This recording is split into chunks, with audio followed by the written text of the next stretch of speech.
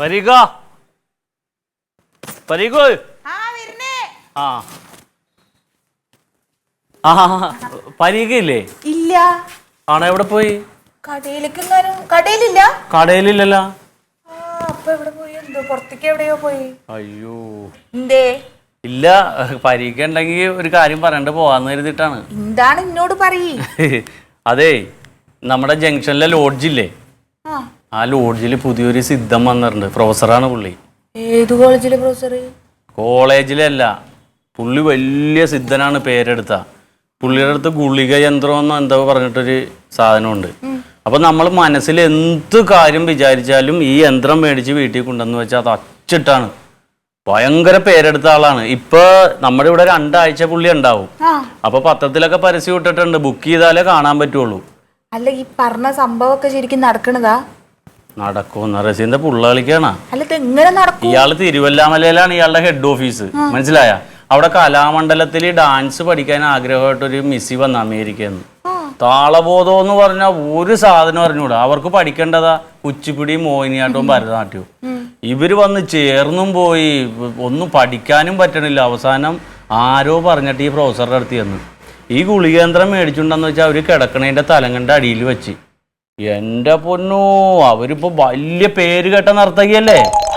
മലയാള സിനിമയിലൊക്കെ ഉണ്ട് ഇപ്പൊ അവര്. ഒരു മിസ്സി ഇപ്പൊ റസിയാട വാപ്പാട മറ്റേ കൂട്ടുകാരനുണ്ടല്ലോ, ആ കടയുള്ള ആണപ്പനായര്. ആണപ്പനായരുടെ റൂം വാടക എടുത്തിട്ട് പലചരക്കട നടത്തല്ലേ സൂപ്പറെ. അയ്യോ, അത് വലിയ കേസായിക്കണ്. കേസാണെന്ന 10-15 കൊല്ലം അയാളുടെ ആയുസ് മുഴുവൻ കേസ് നടത്തി ഇവനൊന്ന് ഒഴിപ്പിക്കാൻ വേണ്ടിയിട്ട്. അപ്പൊ ഇവനെന്തോ 10 ലക്ഷം രൂപയായിട്ട് നഷ്ടം ചോദിച്ചത്. പുള്ളി എന്ത് ചെയ്ത് ഇത് പറഞ്ഞ് കേട്ടിട്ട് ഈ പ്രൊഫസറെ പോയി കണ്ടിട്ട് ഈ ഗുളിക യന്ത്രം മേടിച്ച് തലക്കും ഭാഗത്ത് വെച്ച് പിറ്റേ ദിവസം നേരം വെളുക്കുമ്പോ കാണുന്ന സൂപ്പറൻ ബാധക്ക നിൽക്കുകയാണ്. എന്റെ നാണപ്പനായരെ, ഞാൻ എന്തേലും തെറ്റ് ചെയ്തിട്ടുണ്ടെങ്കിൽ എന്നോട് ക്ഷമിക്കണം, ഞാൻ കട ഒഴിഞ്ഞു പോയിക്കോളാന്ന്. ഇയാൾ എന്തിച്ചു പോയി.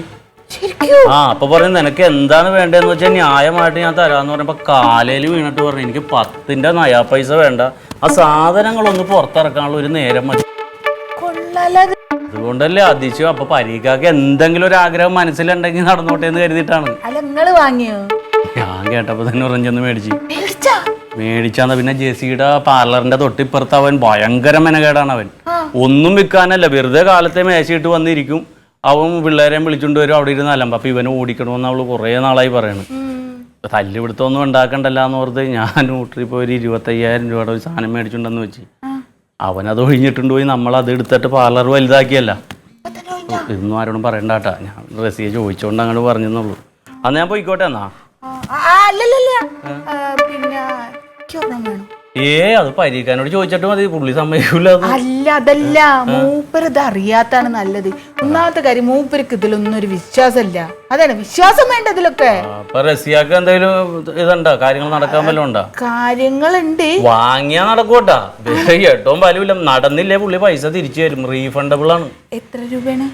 അതിപ്പോ ഈ ഒഴിപ്പിക്കണ കേസ് കെട്ടിനൊക്കെ 25,000 രൂപ ആവുന്ന പറഞ്ഞു കേട്ടത്. ഡാൻസിനൊക്കെ പൈസ കൂടുതലാണ്. ഡാൻസ് അല്ല, തൽക്കാലം 25,000 മതി. നിങ്ങൾ നിൽക്കുക, ഞാൻ എടുത്തിട്ട് പറ്റേ. എന്നാ വേഗം എടുത്തുണ്ടോ, ഞാൻ ഇതും കൂടി കേൾക്കണമല്ലോ.